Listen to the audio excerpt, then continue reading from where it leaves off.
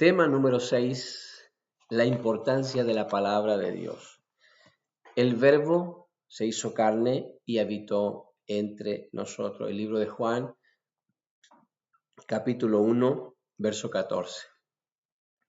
Si de algo estamos seguros, amados, es que la Biblia contiene la palabra de Dios. Y a diferencia de lo que creíamos hace algún tiempo, es necesario recalcar que no es toda la palabra de Dios. En relación con el texto anteriormente descrito, es importante entender que la revelación o la palabra revelada se encuentra en Cristo, en aquel que habitó y que también hoy habita en nosotros.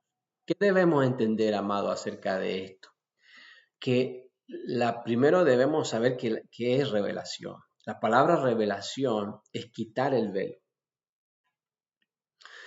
Significa que la palabra de Dios siempre ha sido revelada, ya está toda revelada en Cristo. Jesús dijo, la Escritura hablan de mí. Desde el libro de Génesis usted va a encontrar que Jesús estaba ahí cuando dijo, hagamos al hombre a nuestra imagen y semejanza. Desde ahí hasta, ¿verdad?, el libro de Apocalipsis.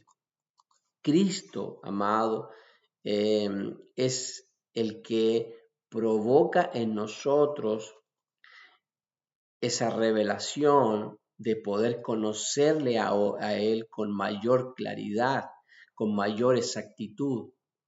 Entre más le conocemos, más le amamos. Porque no podemos amar a alguien que no conocemos. La secuencia es así. Amamos lo que conocemos y servimos lo que amamos. Por eso Dios no quiere nuestro servicio sin nuestro corazón. Él quiere nuestro corazón, porque si le amamos a Él, vamos a servirlo con gozo, con gratitud, lo vamos a servir a Él.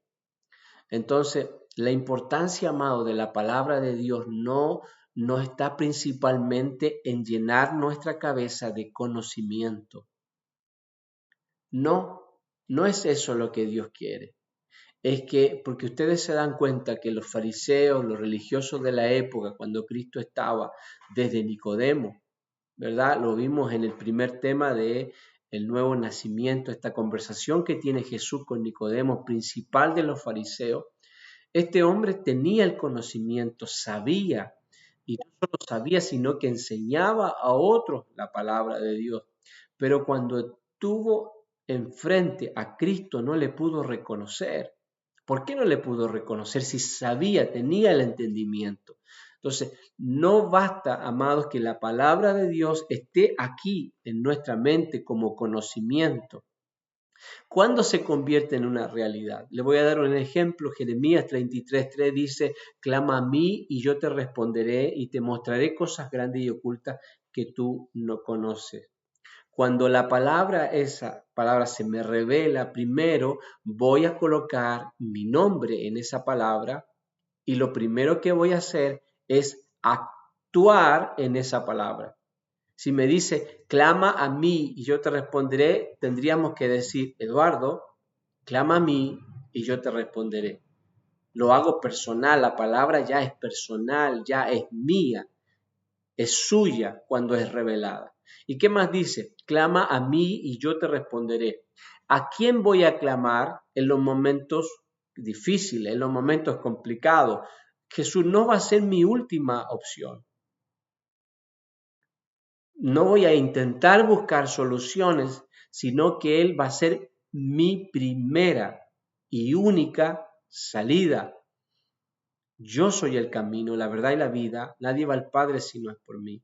Entonces, cuando esa palabra se convierte en una realidad, por eso Jesús dijo, yo soy el camino, la verdad. La palabra verdad en su etimología significa realidad. En otras palabras, lo que está diciendo, yo soy el camino, soy tu realidad.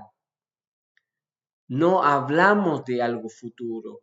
Una de las situaciones que ha complicado a las congregaciones es que hablamos desde un futuro, hablamos desde que algo va a suceder, de que algo va a pasar, de que algo bueno viene, de que este año es esto, este año es... Amado, el año de la buena voluntad de Dios es Él en nosotros. Lo mejor no está por venir, lo mejor ya vino. Jesús, nuestro Salvador, es lo mejor que vino. Por eso que el Padre no tiene algo más que darte.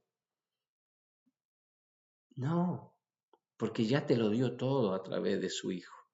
Porque de tal manera amó Dios a este mundo que envió a su Hijo unigénito para que todo aquel que en él crea no se pierda, más tenga vida eterna. Entonces, cuando la palabra se convierte en una realidad, esa palabra se hace carne. Por eso Jesús no solo hablaba de fe, Él era la fe. Recordemos a la mujer de flujo de sangre, 12 años, que había gastado todo su dinero buscando una solución y nunca había podido hacerlo, nada, pero ella dijo, tan solo voy a tocar el borde del manto de Jesús y voy a ser sana. Yo le pregunto a usted, ¿Jesús dijo alguna palabra? No. Es más, cuando esta mujer toca el borde del manto de Jesús, él dice, alguien me tocó. Los discípulos le dicen, maestro, todo te toca, ¿por qué dice que alguien te tocó? Es que alguien me tocó porque fe salió de mí. Amados, lo que hizo esta mujer es provocar algo que Jesús ya era.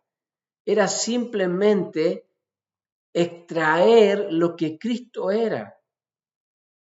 Él era la fe, Él era el poder, Él era amado. Y es lo que Él quiere que usted y yo vivamos. No hablemos de fe, vivamos en fe, vivamos en amor, vivamos en su palabra. Alguien que se le revela la palabra de Dios va a ser alguien, amado, que en la iglesia es de una forma, en su casa es de la misma y en su trabajo es de la misma. Porque para algunos parece que el dintel de la puerta de la iglesia trae automáticamente un cambio radical. Ahí puedes levantar las manos y decir, te pido la paz por mi ciudad, y luego llegas a tu casa gritándole a todo el mundo. Porque la palabra no ha sido revelada. Amado, la palabra trae cambio, la palabra trae transformación. Entonces, lo que Dios está diciendo es que la importancia de la palabra, amado, no está fundamentada en simplemente traer el conocimiento. Ya lo encontramos con Nicodemo, ¿verdad? Tiene una conversación y le dice que para ver el reino de Dios tiene que nacer de nuevo. Y Nicodemo dice, pero ¿cómo yo siendo viejo entrando al vientre de mi madre? No entendió nada el pobre viejo. ¿Por qué? Porque la palabra no se le había sido revelada. Él solo tenía un conocimiento. Amados, si la palabra no se nos revela, entonces usted y yo hablaremos algo que no entendemos. Por eso Job dijo, hablaba lo que no entendía. Pero después que él experimentó todo ese proceso de dolor, de angustia, de desierto, de enfermedad, él pudo llegar a entender y a decir, yo sé que mi Redentor vive. Y de aquí del polvo me va a levantar. Hablaba lo que no entendía, pero ahora mis ojos te ven, porque él experimentó el Consolador, él experimentó su gracia, experimentó su fortaleza, experimentó, amado, alguien que experimenta la palabra de Dios se le va a ser revelada. Por eso debemos dejar que la palabra se haga carne.